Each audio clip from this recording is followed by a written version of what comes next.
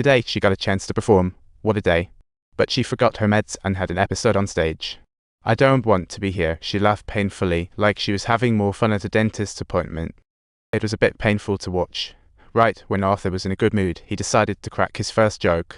I hate school. My mum always says, you should enjoy it. One day you'll have to get your act together.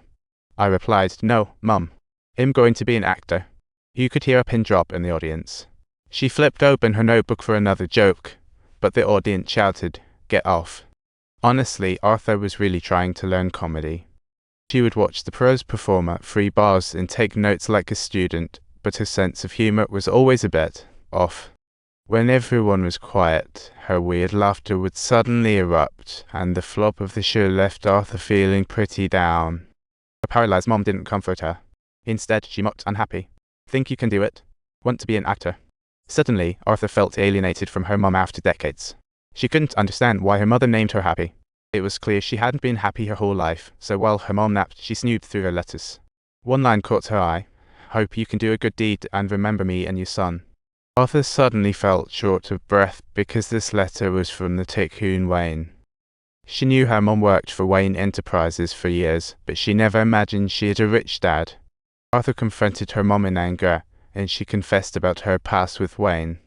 But due to the difference in their social status, that secret romance didn't last, and she was forced to sign an NDA. Missing a dad for years left Arthur longing for that love, so she finally ventured to Wayne Manor on her own. She missed Wayne but met his son, little Bruce, like a baby Batman. Both wore matching jackets, hinting at a deeper link. To cheer up Bruce, Arthur put on a clown nose and pulled a bouquet out of nowhere, even though she had nothing to give. She still wanted to bring joy to the stranger. The butler suddenly leapt in front of Bruce, yelling, what are you doing? Who are you? I came to see Thomas Wayne. My mum's name is Penny Fleck. You're her son. Right after the butler learned Arthur's identity, he suddenly became super cautious, like she was a ticking time bomb. The butler was like, Arthur's mom is a delusional nutcase. Everything she says is a lie. Just go. You better get your act together. Thomas Wayne is my father. Facing the butler's mockery, Arthur snapped. She couldn't understand why everyone was so mean to her. That's when she noticed the fear in Bruce's eyes. She gave up and fled like a scared kid. But hits kept coming as Arthur returned home. When she got home, she saw her mom being loaded into an ambulance, and it turned out her condition had worsened and time was running out. One blow after another left Arthur gasping for air, but thankfully, his girlfriend Sophie was there, like a tiny star in the dark. That day, Arthur was watching Murray's talk show in the hospital when suddenly, Murray played her performance video from the bar.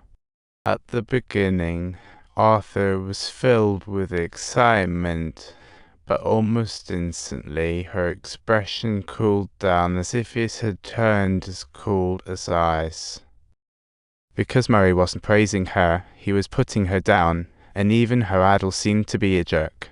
To understand her connection with Wayne, Arthur sneaked into a theatre and followed into the bathroom, but Wayne didn't recognize her. Look at us, I thought you must be. This can't be, because you were taken. I have never been taken before, Mom. I was taken today. She never told you about it. Why are you saying this? She was taken, she was taken, she was taken. You're just a kid. Why say this? I don't want you to be uncomfortable. I don't get why everyone is so boring. I don't know what you are. I just don't want you to think. Maybe just some warmth, or a shout out. Geez, what even are you all? Are you saying these things about my mother? Is she crazy? Don't you think that's weird? Dad, it's me. Aha. That night, when Arthur got home, she raided the fridge and dove right in. Maybe the fridge felt warmer than this world. The next day, she went to Arkham State Hospital for her mother's medical records. After a bit of tug of war, Arthur finally got the truth. But reality was worse. Her mom had delusions, narcissism, and wasn't her biological mother. To make matters worse, her mom ignored this and let her boyfriend abuse young Arthur countless times. Your son suffered through a lot of smoke and pain. I've heard him cry. He was always a happy little kid. At that moment, Arthur finally understood why his mother named him Happy due to years of mental illness torment. The only warmth came from a nightmare. That night, Arthur walked through the rain. She stumbled into neighbor Sophie's apartment, expecting comfort, but got a surprise instead. Sophie jumped. "Oh my God, why are you here?" She pleaded with Arthur not to hurt her. Her daughter was sleeping next door.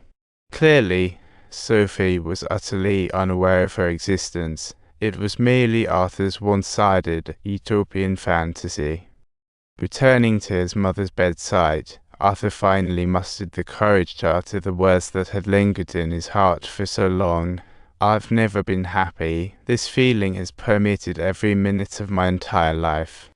I used to think my life was a tragedy, but now I realize it's just a big ol' lie."